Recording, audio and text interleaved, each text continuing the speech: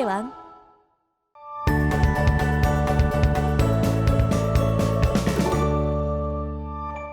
자, 오늘 학습할 단어는 두 원의 교점을 지나는 직선과 원의 방정식이에요. 자, 교재상으로는 두 원의 교점을 지나는 원의 방정식 학습을 하고 두 원의 교점을 지나는 직선의 방정식을 학습하게 되는데, 우리는 일단 원의 방정식을 먼저 학습을 하고 그 다음에 두 원의 교점을 지나는 직선의 방정식을 학습하도록 할게요. 자, 우선은 우리가 항등식에서 배웠던 내용부터 다시 복습을 할 겁니다.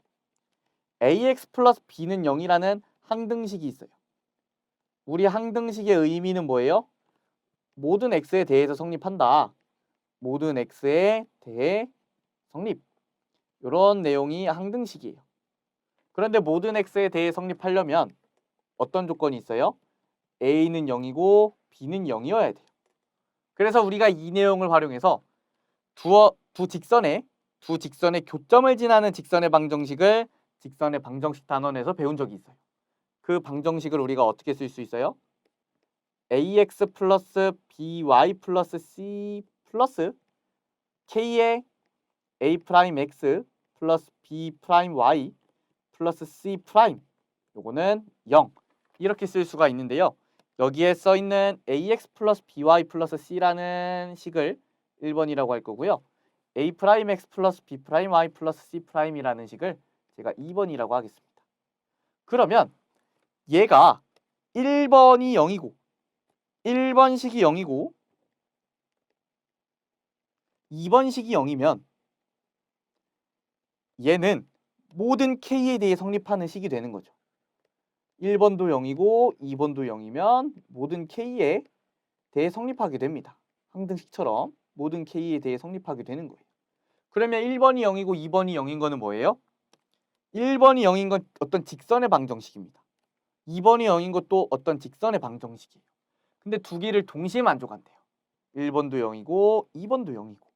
그 말은 1번이라는 직선과 2번이라는 직선의 교점, 이 두 직선의 교점을 항상 지난다는 거예요.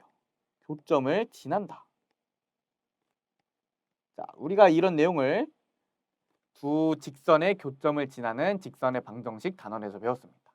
자, 오늘은 이거를 원으로 바꾸는 거예요. 만약에 제가 x제곱 플러스 y제곱 플러스 ax 플러스 by 플러스 c 플러스 k의 x의 제곱 플러스 y의 제곱 플러스 a 프라임 x b 프라임 y 플러스 c 프라임은 0이라고 써주면요, 제가 앞에 있는 요식을 1번이라고 할 거고 요식을 2번이라고 할 거예요. 요식을 2번이라고 해주면, 자, 제가 1번 원을 이 그림이라고 할게요. 여기에 있는 이 원을 1번이라고 할 거예요. 2번 원을 뭐라고 할 거냐면요, 2원이라고 할게요. 그러면 자, 얘가 만약에 모든 k에 k 값에 상관없이 성립하려면 k 값에 상관없이 성립하는 거는 1번이 0이고 2번이 0인 것과도 같죠? 근데 1번이 0이고 2번이 0인 건 뭐예요? 각각 원의 방정식을 의미하는데 두 원의 방정식을 동시에 지나는 교점을 말하는 겁니다. 교점. 얘는 교점을 말하는 거예요. 그러면 이렇게 써 있는 요 식은요, 결국 정리하면 x제곱에 관한 항이 있고 y제곱에 관한 항이 있고 x에 관한 1차 항, y에 관한 1차 항, 상수항이 있습니다. 그럼 우리가 이거를 뭐라고 배웠어요? 원이라고 배웠어요. 얘가 지금 어떤 원을 의미하는 겁니다. 그래서 얘가 k값에 상관없이 원은 원인데 무슨 원인 거예요? 1번이 의미하는 원과 1은 0이라고 표현되는 원과 2는 0이라고 표현되는 원의 교점을 지나는 새로운 원인 겁니다. 이렇게 생긴 새로운 원인 거예요. 자, 그래서 우리가 이거를 교재를 보면 이렇게 설명되고 있죠. x제곱 플러스 y제곱 플러스 ax 플러스 by 플러스 c 플러스 k의 x제곱 y제곱 플러스 a 프라임 x b 프라임 y 플러스 c 프라임은 0이라고 이렇게 표현이 되고 있습니다. 자, 그런데 주의해야 될 게 하나 있어요. 맨 마지막에 k는 마이너스 1이 아닌 실수라고 적혀 있네요. 자, 그러면 k가 마이너스 1인 거는 왜 안 되느냐? 얘는 왜 안 되느냐? 만약에 지금 k에다가 마이너스 1을 집어넣잖아요. 그러면 x제곱 플러스 y제곱이 사라집니다. 그럼 우리가 그거는 원이라고 할 수가 없는 거죠. 그래서 두 원의 교점을 지나는 원의 방정식은 이런 형태로 쓰고요. k는 마이너스 1이 아닌 실수라는 조건이 붙게 되는 거예요. 자, 추가적으로 지금 교재에 또 어떤 내용이 있어요? 5'을 제외한 겁니다. 원 5'을 제외한 원의 방정식을 모두 포함할 수 있는 거예요. 자, 이게 왜 그러냐면 지금 5'에 해당하는 영역은 여기서부터 여기까지 영역이에요. 지금 5'이 여기 들어있는데 k가 어떤 값을 집어넣어도 이 부분을 못 없애고 이 부분만 남기지는 못해요. 그래서 모든 원을 포함할 수 있는 건 아니고 딱 하나, 이 5'이라는 원을 제외한 모든 원을 표현할 수 있는 식이 바로 이 식입니다. 자, 그러면 아까 k는 마이너스 1이 안 된다 그랬는데 k가 마이너스 1이면 도대체 뭘까?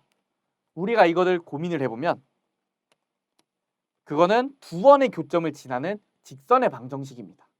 자, 제가 방금 설명드린 건 x제곱 플러스 y제곱 플러스 ax 플러스 by 플러스 c에 플러스 k의 x제곱 y제곱 a 프라임 x b 프라임 y c 프라임은 0 이렇게 썼는데요. 얘가 k가 마이너스 1이 아니면 원의 방정식이라고 했습니다. 그런데 k가 만약 마이너스 1이면 어떻게 되냐? k가 마이너스 1이면 어떻게 되냐? 우리가 어차피 얘가 0이고 얘가 0일 때 성립하는 건 똑같아요. 즉 교점을 지나는 건 똑같습니다. 교점을 지나는 건 똑같고 k에다 마이너스 1을 집어넣어서 정리를 해주면 a-a 프라임 x b-b 프라임 y c-c 프라임은 0이라고 정리가 돼서 얘는 직선의 방정식 꼴인 거죠. 그래서 두 원의 교점을 지나는 직선의 방정식이 만들어지는 겁니다. 자, 여기까지가 되셨나요? 우리가 이 내용이 좀 어려워요. 이 k값을 사용해서 항등식의 성질을 이용해서 교점을 지나는 새로운 도형의 방정식을 만든다는 개념 꼭 숙지하셨으면 좋겠고 개념 예제 2개 풀어보고 이번 시간 마치도록 할게요. 자, 일단은요. 요 직선하고 요 직선의 교점을 지나는 직선의 방정식을 구하라고 했습니다. 그러면 제가 이 원의 방정식하고 이 원의 방정식을 전개를 해줄게요. x의 제곱 플러스 y의 제곱 플러스 2x 마이너스 6y 마이너스 15는 0이라고 정리되고요. 얘를 정리하면 x제곱 y제곱 마이너스 2x 플러스 4y 플러스 1은 0입니다. 그러면 여기다가 x제곱 플러스 y제곱 플러스 2x 마이너스 6y 마이너스 15에 플러스 k x의 제곱 y의 제곱 마이너스 2x 플러스 4y 플러스 1은 0이라고 쓰면 얘의 의미가 뭐냐? 두 원의 교점을 지나는 어떤 도형의 방정식인 거예요. 근데 그게 원이 될 수도 있고 직선이 될 수도 있는 거죠. 그런데 우리는 직선을 구하라고 했으니까 k에다 뭐를 대입하면 된다고요? 마이너스 1을 대입하면 된다 이 말입니다. 마이너스 1을 대입해서 정리를 해주면요. 4x 마이너스 10y 마이너스 16은 0이 되고요. 2x 마이너스 5y 마이너스 8이라는 이런 직선의 방정식이 만들어지네요.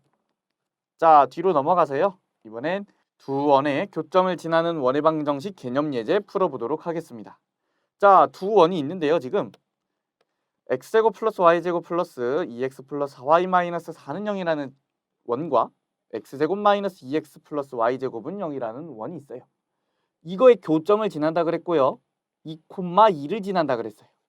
자, 그러면 두 원의 교점을 지나는 원의 방정식은 어떻게 써준다 그랬어요? x의 제곱 플러스 y제곱 플러스 2x 플러스 4y-4라고 써주고요. 플러스 k에 x의 제곱 마이너스 2x 플러스 y 제곱이라고 써주면 됩니다. 이게 교점을 지나는 원의 방정식인 거예요. 근데 얘가 또 무슨 점을 지난다고요? 2,2를 지난다고요. 대입을 해줍니다. 대입을 해주면 4 플러스 4 플러스 4 플러스 8 마이너스 4 플러스 k에 4 마이너스 4 플러스 4는 0이고 이렇게 없어져서 16 플러스 4k는 0이니까 우리가 k 값은 마이너스 4라고 구할 수 있고요. 마이너스 4를 대입해서 원의 방정식을 구해주면 마이너스 3x 제곱 마이너스 3y의 제곱 플러스 10x 플러스 4y 마이너스 4는 0이라 최종적으로 x제곱 플러스 y의 제곱 마이너스 3분의 10 x 마이너스 3분의 4y 플러스 3분의 4는 0이라고 써주면 우리가 원하는 원의 방정식을 찾은 겁니다. 자, 우리가 오늘까지 학습한 내용 상당히 어려운 부분이 있고요. 이 정말 항등식의 성질을 이용해서 어떤 새로운 도형의 방정식을 만든다는 점, 그 부분을 이해를 꼭 꼼꼼하게 해주셨으면 좋겠습니다. 오늘 강의는 여기까지입니다. 감사합니다.